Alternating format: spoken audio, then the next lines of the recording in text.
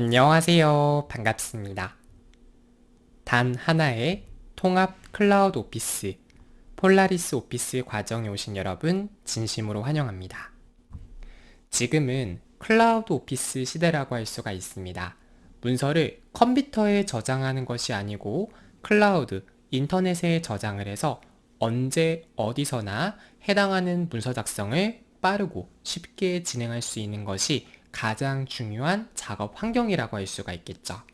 그래서 최근에는 기기에 구애받지 않고 장소에 구애받지 않고 어느 컴퓨터에서라도 어느 환경에서라도 바로 문서 작업을 진행할 때 클라우드 오피스를 사용할 수 있는데요. 그 클라우드 오피스가 여러 가지 종류가 있지만 가장 대표적인 폴라리스 오피스 프로그램에 대한 소개 과정을 진행하도록 하겠습니다. 오늘은 본 과정의 대망의 첫 번째 시간으로 폴라리스 오피스 홈에 대한 소개와 화면 구성에 대한 강의를 진행하도록 하겠습니다. 오늘 배우실 학습 내용입니다.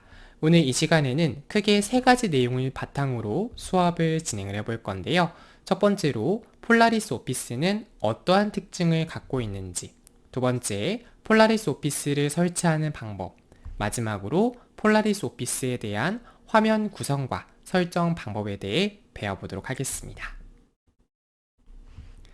가장 먼저 여러분들과 살펴볼 부분은 폴라리스 오피스는 어떠한 특징들을 갖고 있는지 먼저 배워보도록 할게요.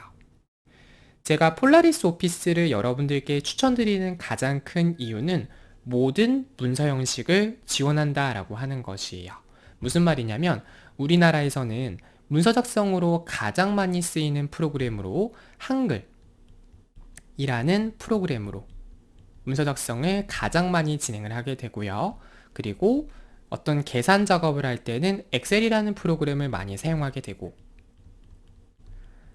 프레젠테이션 발표용 문서를 만들 때는 파워포인트라고 하는 프로그램을 많이 사용하게 됩니다. 그리고 글로벌 회사에서는 한글 프로그램이 안 깔려 있기 때문에 MS 워드라고 하는 프로그램을 사용해서 문서 작성을 진행하기도 하죠. 이 폴라리스 오피스는 이러한 모든 문서 형식을 지원한다라는 강점이 있습니다.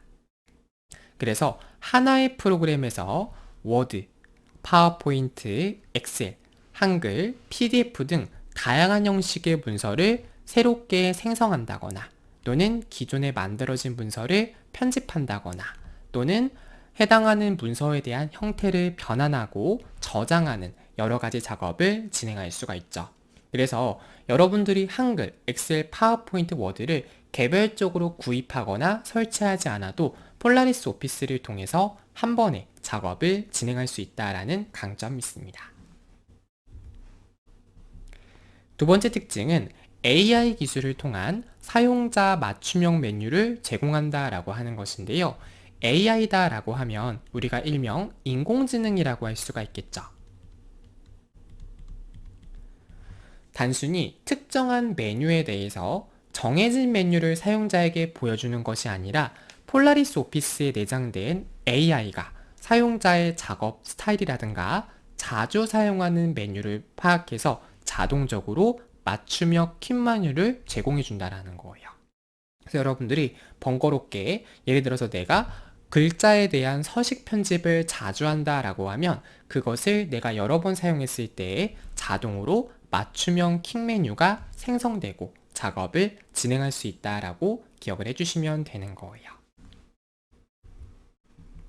다음, 실시간 공동 작업이 가능하다라고 하는 특징이 있는데요. 바로 클라우드 제품의 강점이라고 할 수가 있겠죠.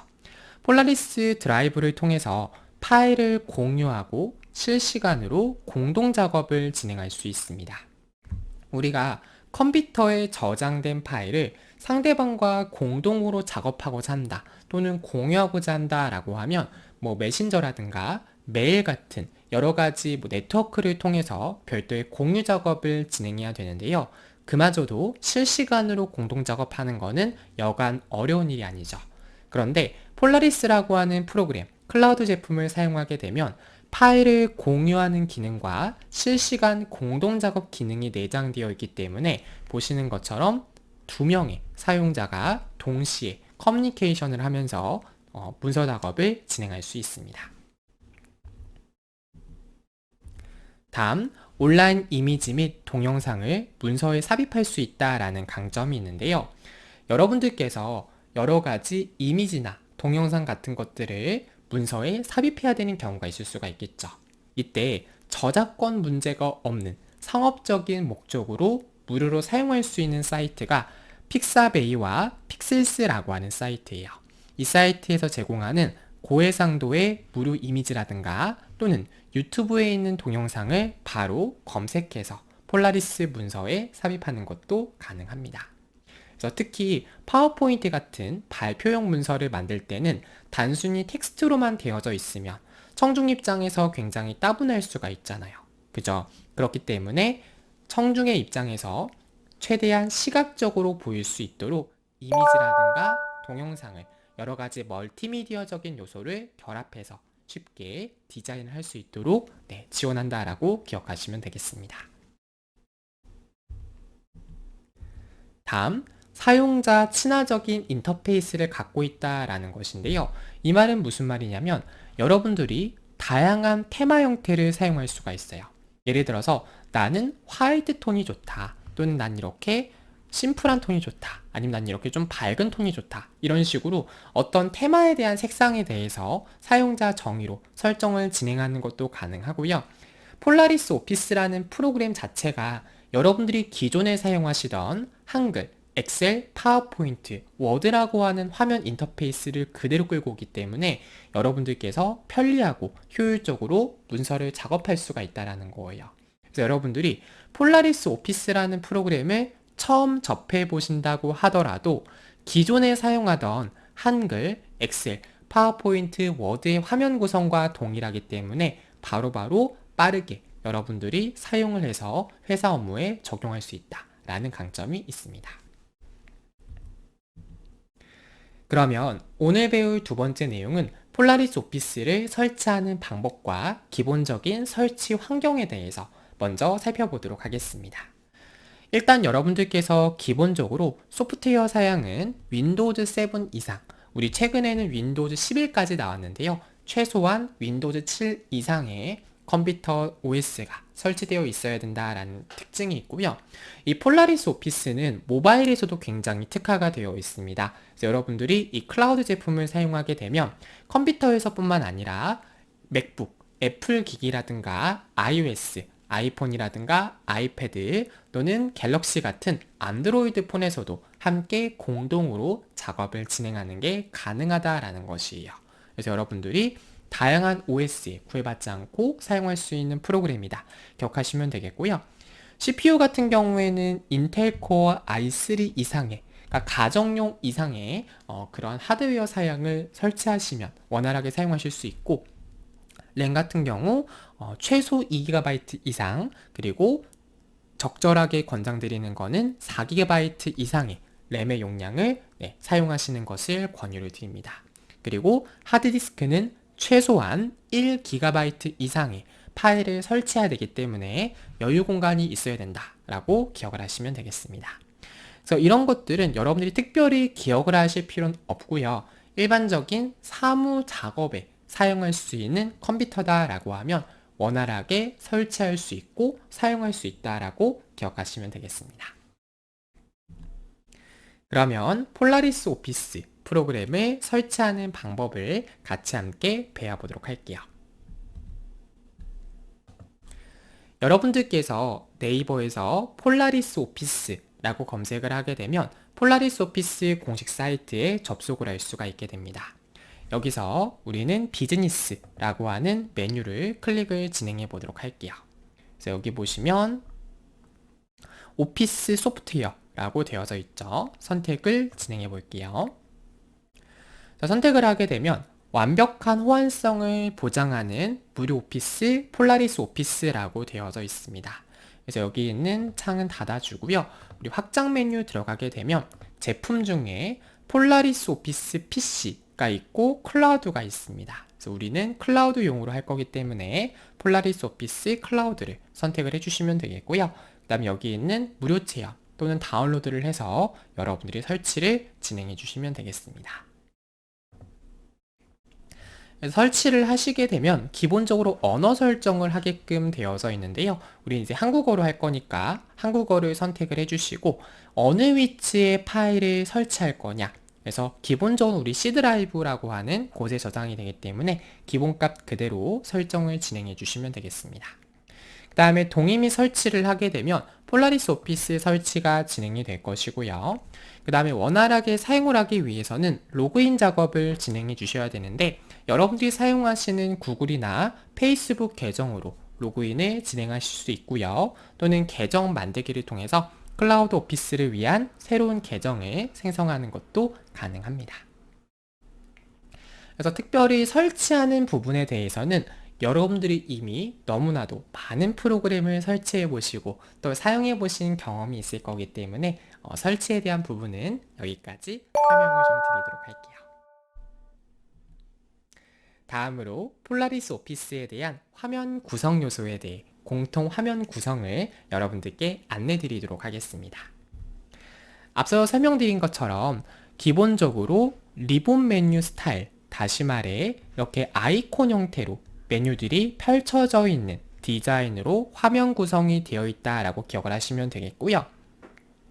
같은 이제 워드 문서다라고 할지라도 지금 보시는 것처럼 MS 오피스 스타일의 화면 구성을 사용할 것인지 또는 한글 화면 구성의 화면 구성을 사용할 것인지를 선택할 수가 있습니다.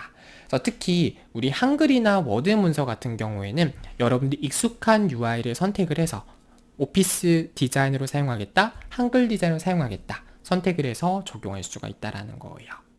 그러면 이런 부분들을 어떻게 설정할 수 있느냐? 바로 여러분들께서 설정 메뉴에서 작업을 진행할 수가 있는데요.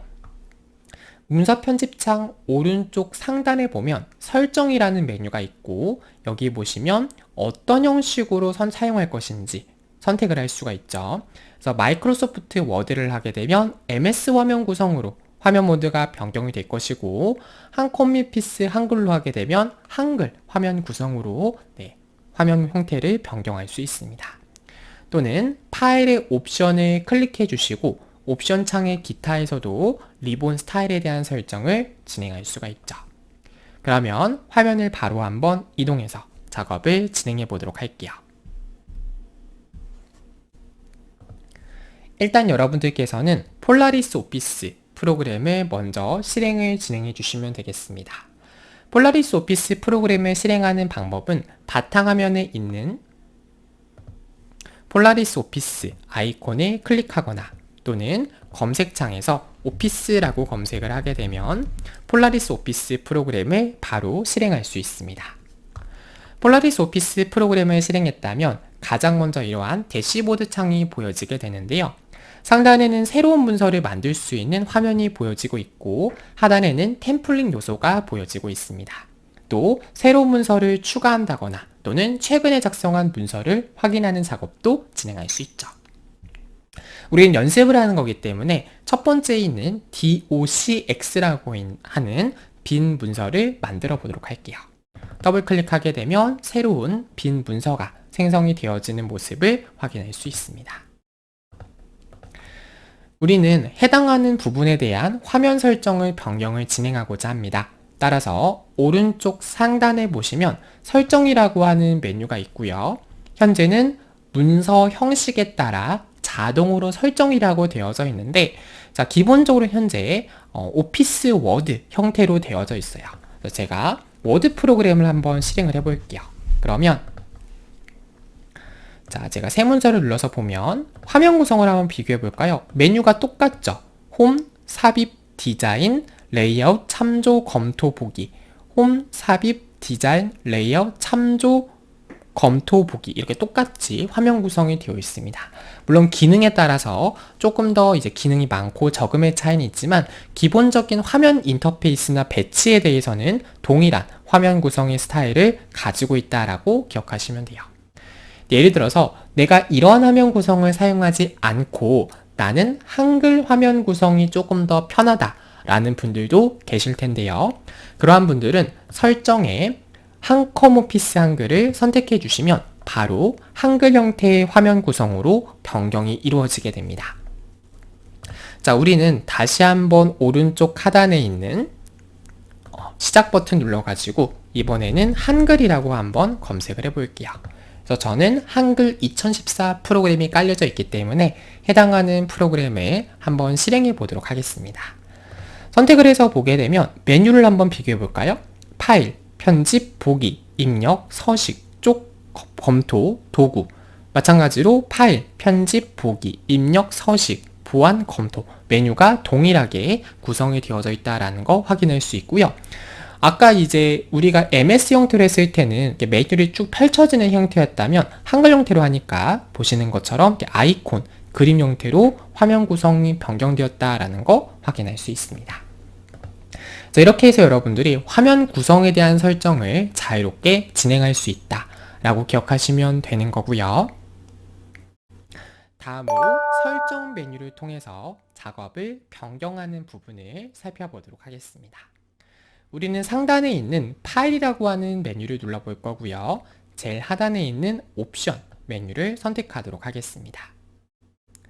선택을 하게 되면 해당하는 폴라리스 오피스에 대한 설정 작업을 진행할 수 있는 창이 표시가 되었고, 표시 언어를 변경하는 작업을 진행한다거나 테마에 대한 형태를 변경하는 작업을 진행할 수 있습니다.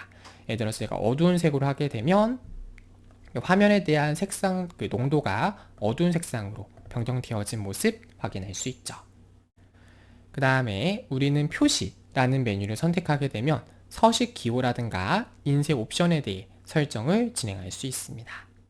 그래서 그 밖에도 여러 가지 다양한 설정을 진행할 수 있다라고 기억을 해주시면 되는데요. 우리 중간에 보면 편집이라고 하는 메뉴가 있는데, 이 편집이라는 메뉴를 보시면 리본 스타일이 있어요. 여기서도 마이크로소프트 워드 한컴 피스 한글 이렇게 선택을 해가지고 화면 구성에 대해 변경하는 작업도 진행할 수 있습니다. 이렇게 해서 폴라리스 오피스에 대한 기본적인 화면 구성 요소를 변경하는 방법에 대해 여러분들과 살펴보았습니다. 다음으로 퀵 메뉴라고 하는 부분을 살펴보도록 할게요. 퀵 메뉴라고 하는 것은 AI가 사용자의 메뉴 사용 빈도라든가 또는 작업 스타일을 분석해서 상단 타이틀 바에 표시되는 메뉴를 퀵 메뉴라고 한다라고 기억하시면 되고요. 이 퀵 메뉴는 최대 5개까지 표시가 되고, 여러분들께서 설정하는 부분이 아니라 사용 빈도와 작업 스타일에 따라 수시로 자동으로 변경이 이루어진다라고 기억하시면 되겠습니다. 네, 그러면 오늘 배운 주요 기능들에 대해서 다시 한번 되짚어보고 이번 시간 모든 수업을 마무리를 갖도록 하겠습니다. 가장 먼저 폴라리스 오피스에 대한 주요 특징에 대해 설명을 드렸는데요. 다양한 형식의 문서를 하나의 프로그램으로 관리할 수 있다라고 설명을 드렸어요. 그래서 DOC라고 하는 MS 워드 문서를 지원하고, PPT라고 하는 파워포인트 문서를 지원하고, 그리고 XLS라고 하는 엑셀 문서를 지원하고, 한글 형태의 HWP, 그리고 어떤 출력물을 인쇄할 수 있는 ODP, 그리고 PDF라고 하는 읽기 전용의 파일까지 다양한 형태의 문서를 지원하고 생성하고 관리할 수 있다라고 기억하시면 됩니다. 다음으로 AI 기술을 통해서 사용자 맞춤형 메뉴를 제공한다라고 하는 것인데요. 자, 보시는 것처럼 앞서서 여러분들이 설명드린 것처럼 5개의 메뉴까지 자주 사용하는 메뉴를 파악하고 분석해서 사용자에게 자동으로 알고리즘화해서 보여준다 라고 기억하시면 되는 것이고, 다음 실시간 공동작업 기능이 있다라고 설명을 드렸죠. 그래서 여러분들이 클라우드 제품을 사용하는 경우에는 별도의 폴라리스 드라이브라고 하는 공간이 주어지고, 해당하는 곳을 통해 파일을 공유하고 실시간으로 공동작업을 진행하는 것도 가능하다. 그리고 온라인 이미지라든가 동영상을 문서에 삽입하는 기능도 제공하고 있다. 더불어 사용자 친화적인 인터페이스로 여러분들이 원하는 화면 구성을 선택해서 설정하는 거 가능하다라고 설명을 드렸고요. 기본적인 설치 환경과 그리고 설치 방법에 대해서 설명을 드렸어요.